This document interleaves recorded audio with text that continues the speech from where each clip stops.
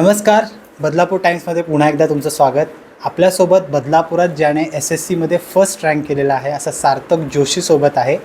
सार्थक, सगळ्यात पहिले तुझ्या भावना सांग, कसं वाटतंय तुला, त्यानंतर आपण पुढे बोलूयाच.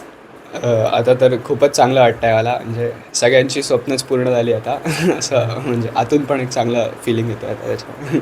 ओके, फर्स्ट रँक आहे म्हणजे पूर्ण शहरातून पहिला नंबर, म्हणजे ही एक वेगळी अचिव्हमेंट असते. अगदी 2005मध्ये ऋषिकेश तिरदाळकर होता, त्याच्यानंतर हा असा योग आपल्या बदलापूरला सुद्धा मिळाला. म्हणजे कसं वाटतं, त्याविषयीच थोडं सांग. काही नाही, सगळ्यांच्याच म्हणजे जे अपेक्षा होत्या त्या पूर्ण केल्या आहेत आता, त्यामुळे ओके. हां, बरं. एकंदर शिक्षणाचा प्रवास थोडक्यात सांगता आला कसा, तर म्हणजे 10 वर्षांचा आणि मग 10वीचा. मी तर म्हणजे पूर्ण पहिलीपासून 10वीपर्यंत आदर्शमध्येच होतो आणि तेव्हा सगळ्या शिक्षकांनीच मला सगळ्यात जास्ती गाईड केलेलं आहे आत्तापर्यंत, त्यामुळे त्यांनाच पहिले मी थँक्यू म्हणेन सगळ्यासाठी. आणि 10वीमध्ये आत्ता सगळ्याच विषयाच्या ज्या टीचर होत्या त्यांनी मला सगळे एक्स्ट्रा पेपर चेक करणं, सगळं गायडन्स करणं, मॉडरेशन करणं, ह्या सगळ्यामध्ये मला भरपूर मदत केलेली आहे. तुझा आवडता विषय कोणता? माझा संस्कृत सगळ्यात जास्त आवडता होता आणि त्याच्यानंतर मॅथ्स. आणि मग तुला त्या शिक्षकांची कशी मदत होती, काय?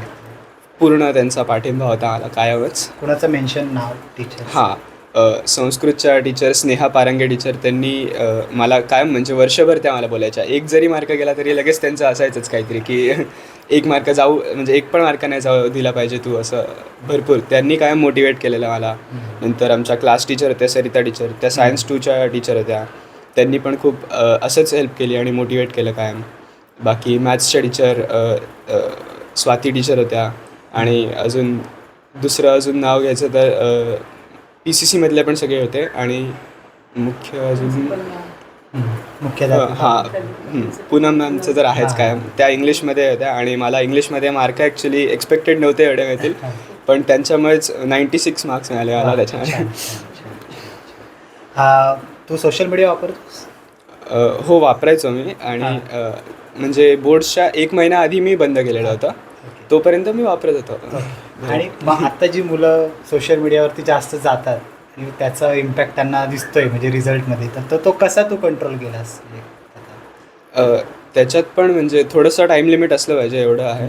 आणि बघितलं तरी पण काहीतरी इन्फॉर्मेटिव्ह बघितलं तर चांगलं आहे. म्हणजे जर असंच म्हणजे फालतू रील्स बघण्यापेक्षा मग दुसरं काहीतरी चांगलं बघितलं तर. येस. पुढे काय करायचं ठरवलं? मी आता सायन्सच घेतलेलं आहे आणि मी JEEची तयारी करणार आहे याच्यापुढे. अच्छा, छान छान.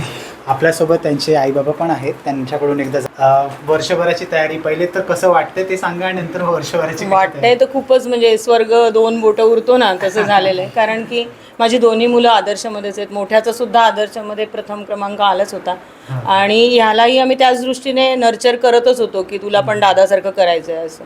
आणि दोन्ही मुलांनी चांगलं केलं. आदर्शाच्या शिक्षकांची खूप मदत झाली. म्हणजे कधी असं वाटलंच नाही की मुलं शाळेत आहेत म्हणजे त्यांना काही वेगळं किंवा डिसिप्लिनमुळे त्रास होईल असं कधी नव्हतं. एकदम होमली ॲटमॉस्फिअर होतं. सगळ्या टीचर्स आणि मीटिंगला जेव्हा जायचं तेव्हा व्यवस्थित बोलणं व्हायचं.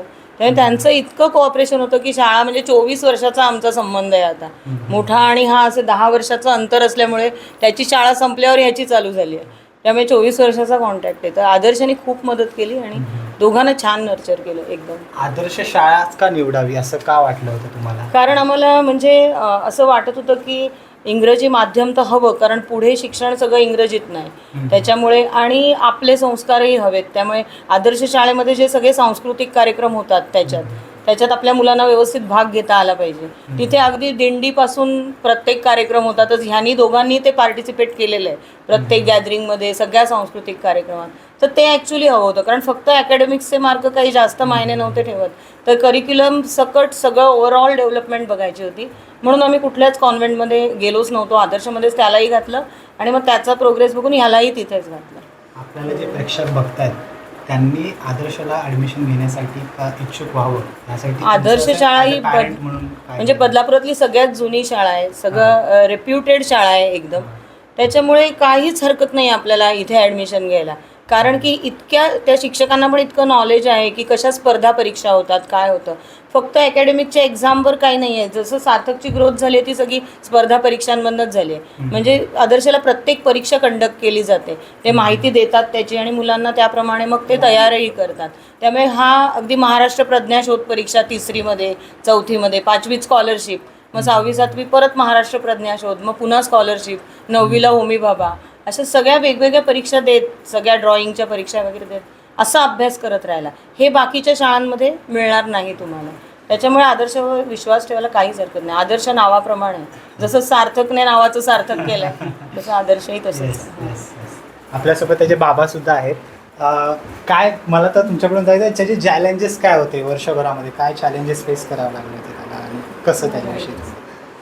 चॅलेंजेस म्हणजे त्याचा म्हणजे आमचं म्हणणं होतं की त्यांनी म्हणजे सोशल मीडिया तुम्ही म्हणता आता समाज माध्यम हे जे वापरलं जातंय याचा वापर कमी करून जास्तीत जास्त अभ्यासाकडे आणि इतर गोष्टी पण म्हणजे खेळणं म्हणा किंवा म्हणजे नुसता अभ्यासाचा म्हणजे अभ्यास आहे की अभ्यास नाही करायला पाहिजे, पण बाकीच्या पण ॲक्टिव्हिटीज झाल्या पाहिजेत त्या करणं हे म्हणजे करून घेतल्या त्याच्याकडनं आम्ही.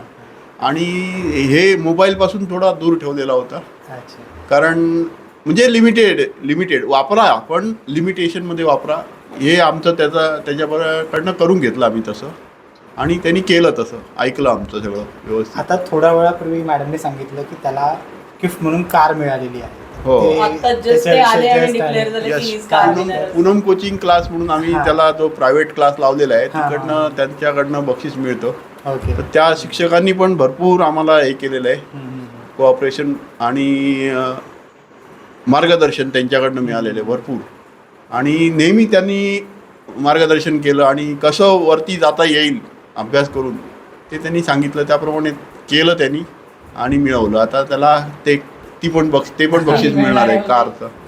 थोडंफार आता 4 दिवस कळलं नव्हतं तेही आता कळलं, फायनल झालेलं आहे. तर भरपूर आनंद झालेला आहे आता. आणखी आता विद्यार्थ्यांसाठी काय टिप्स देशील? तुझ्या नंतरच्या बॅचेस आता ज्या आता 10th आहेत त्यांना काय टिप्स देशील? टिप्स एवढं असं नाही, मी पण जे शिक्षक सांगायचे तेच फॉलो केलेलं. शिक्षक आपल्याला सगळं सांगतात बरोबर. 10वीच्या बोर्ड्सचं त्यांना पण म्हणजे त्याचा भरपूर एक्सपिरियन्स असतो, त्यामुळे ते जे सांगतात ते ऐकायचं आणि आधीपासून अभ्यास थोडा चांगला करायचा. आणि अजून काही टिप्स अशा नाही आहेत, पण जे कराल ते नीट करायचं आणि असं टाईम जास्ती देण्यापेक्षा क्वालिटीमध्ये फोकस करायचा.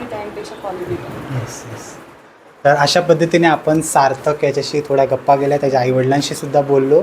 खऱ्या अर्थाने डीप रूटेड राहून, ग्राउंडेड राहून, आपल्या संस्कृतीला धरून ठेवणाऱ्या शाळेमध्ये त्यांनी शिक्षण घेतलं. त्यांनी एनकरेज केलं की बाकीच्या पालकांनीसुद्धा त्यांच्या विद्यार्थ्यांना अशा शाळेमध्ये पाठवावं जिथे संस्कृतीचा पण अभ्यास केला जातो आणि शैक्षणिक करिक्युलम तर आहेच आहे. तर सार्थक, पुन्हा एकदा तुला बदलापूर टाइम्सकडून आणि आदर्श शाळेच्या मीडिया टीमकडून सुद्धा खूप खूप शुभेच्छा आणि तुझी प्रगती अशीच होत राहो. धन्यवाद.